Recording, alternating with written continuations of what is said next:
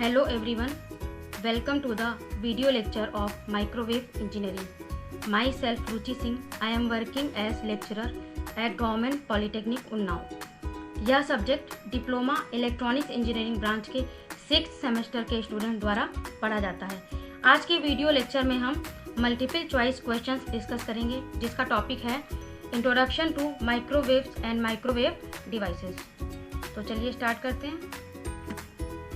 इस video lecture में जो हम टॉपिक कवर करेंगे वो टॉपिक्स हैं introduction to microwaves and its applications, classification on the basis of frequency bands, introduction to microwave devices, multi cavity klystron, reflex klystron, multi cavity magnetron, travelling wave tube, Gunn diode, IMPATT diode, TRAPATT diode and pin diode. ये topics हम इस video lecture में cover करेंगे।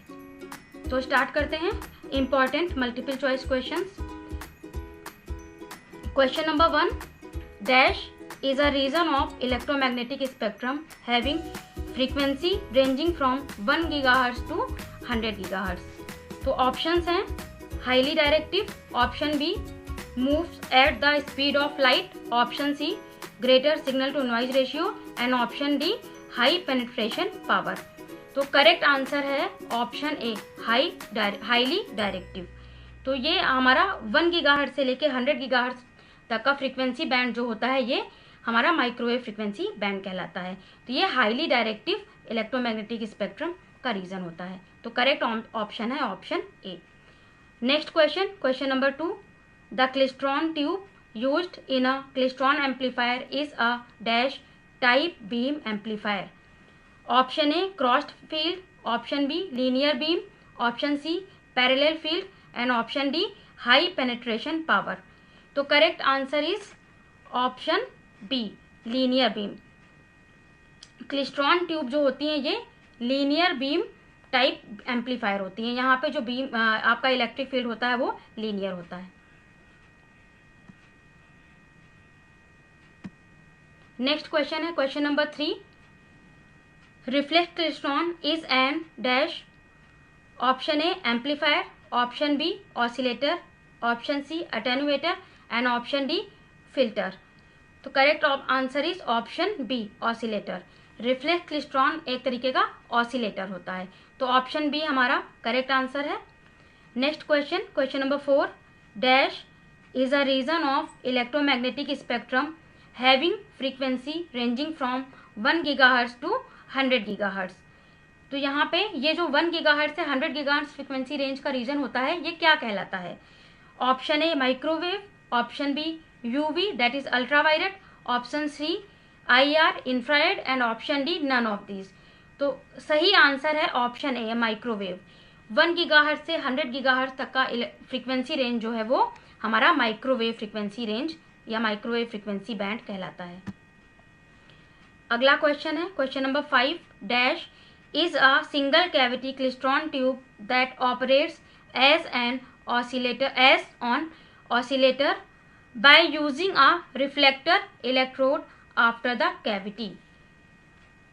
Answer option A traveling wave tube, option B magnetron, option C reflex klystron and option D gun diode। तो इसका सही answer है option see that is reflex klystron. Reflex klystron जो है हमारा वो सिंगल कैविटी क्लिस्ट्रॉन होता है। इसमें आपकी एक ही कैविटी होती है और दूसरी तरफ इसमें एक आपका रिफ्लेक्टर इलेक्ट्रोड लगा होता है जहां से इलेक्ट्रॉन बीम रिफ्लेक्ट होके वापस आती है। तो इस तरीके से ये आपका इसका सही आंसर होगा रिफ्लेक्स क्लिस्ट्रॉन।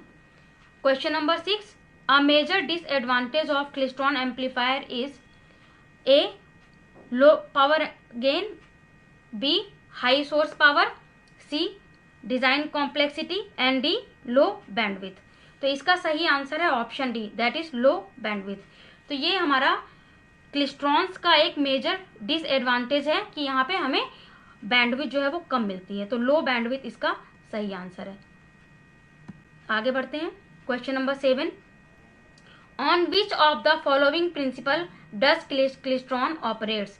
क्लिस्ट्रॉन्स ट्यूब्स का ऑपरेटिंग प्रिंसिपल क्या है? Option A amplitude modulation, option B frequency modulation, option C pulse modulation and option D velocity modulation. तो इसका सही आंसर है option D, velocity modulation. Klystron tube जो है वो वेलोसिटी मॉड्यूलेशन के प्रिंसिपल पे वर्क करती हैं। अगला question, question number 8, magnetron is an dash. Option A amplifier, option B oscillator, option C phase shifter and option D both phase shifter and amplifier. तो इसका सही आंसर है option B, magnetron is an oscillator. Magnetron जो device है ये आपका oscillator की तरह वर्क करता है। Question number 9, travelling wave tube is dash. Option A oscillator, option B tuned amplifier, option C wide band amplifier and option D both amplifier and oscillator. तो travelling wave tube क्या है? इसका सही answer है option C, wide band amplifier. जो travelling wave tube है ये wide band amplifier कहलाता है, वाइड बैंड एम्पलीफायर है ये। Question number 10, both axial magnetic field and radial electric fields are used in the following vacuum tube. Option A travelling wave tube, option B magnetron, option C reflex klystron and option D gun diode. तो ये हमारा पूछा जा रहा है कि जो axial field होता है, एक्सियल मैग्नेटिक फील्ड और रेडियल इलेक्ट्रिक फील्ड, ये दोनों किस वैक्यूम ट्यूब में यूज होते हैं, यानी किसके वर्किंग प्रिंसिपल में यूज होते हैं। तो इसका सही आंसर है option B, that is magnetron. Magnetron में both axial magnetic field and radial electric fields use होते हैं। Question number 11, which of the following is the biggest advantage of the TRAPATT diode over IMPATT diode. यानी TRAPATT diode की biggest advantage क्या है over IMPATT diode. Option A low noise, option B high efficiency, option C ability to operate at high frequencies and option D lesser sensitivity to harmonics. तो इसका सही answer है option B, that is high efficiency. TRAPATT diodes की efficiency बहुत high होती है, यही इसका बिगेस्ट एडवांटेज है। Question number 12, pin diode is suitable for use as a dash. A microwave switch, B microwave mixed diode, C microwave detector and D none of this. तो इसका सही आंसर है माइक्रोवेव स्विच। जो pin diode है ये microwave switch की तरह use करने के लिए सुटेबल है। Question number 13, which of the following is used for amplification of microwave energy? A traveling wave tube, B magnetron, C reflex klystron and D gun diode। सही answer है option A travelling wave tube. Travelling wave tube जो है वो microwave frequencies पे microwave energies को amplify करने के लिए यूज की जाती है। Question number 14, which of the following is the major advantage of traveling wave tube over klystron? A higher gain, B higher frequency, C higher output and D higher bandwidth। तो इसका सही answer है higher bandwidth. ये आपकी travelling wave tube की major advantage है over klystrons, यहाँ पे हमें हायर बैंडविथ मिलती है। Question number 15, when a reverse bias voltage exceeding the breakdown voltage is applied to an impact diode, it results in A breakdown of depletion region, B high reverse saturation current, C avalanche multiplication and D none of above। तो इसका सही answer है option सी avalanche multiplication। जब हम impact diode में reverse bias में एक reverse bias voltage बढ़ाया जाता है और ब्रेकडाउन वोल्टेज से ज़्यादा हो जाता है यानी उसको एक्सीड कर जाता है तो avalanche multiplication होता है, जो आपका इम्पैक्ट डायोड का वर्किंग प्रिंसिपल भी है। Question number 16, the number of semi conductor layers in impact diode is A 2, B 3, C 4 and D C 5 and D 4। तो इसका सही आंसर है ऑप्शन डी 4। हमारे जो इम्पैक्ट डायोड है इसमें सेमी कंडक्टर्स की कितनी लेयर्स होती हैं? 4 लेयर्स होती हैं, ये 4 लेयर डिवाइस है। Question number 17, impact diode is option A high frequency rectifying device, option B a negative conductance microwave device, option C a degenerate semiconductor device and option D a bulk negative differential conductance device. तो इसका सही उत्तर है option B, impact diode है वो एक negative conductance microwave device है।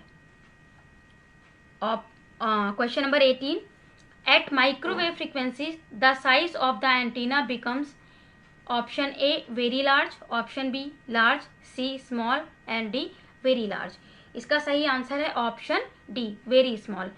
हमें पता है कि माइक्रोवेव फ्रिक्वेंसीज पे फ्रीक्वेंसी रेंज बहुत हाई होती है तो वेवलेंथ बहुत कम होगी, क्योंकि वेवलेंथ और फ्रीक्वेंसी एक दूसरे के इन्वर्सली प्रोपोर्शनेट होती हैं। और जो आपका एंटीना डिजाइन किए जाते हैं उनका जो साइज होता है वो वेवलेंथ के कंपैटिबल होता है।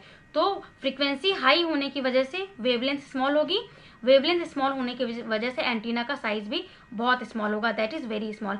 यही माइक्रोवेव फ्रीक्वेंसीज का बहुत बड़ा एडवांटेज है।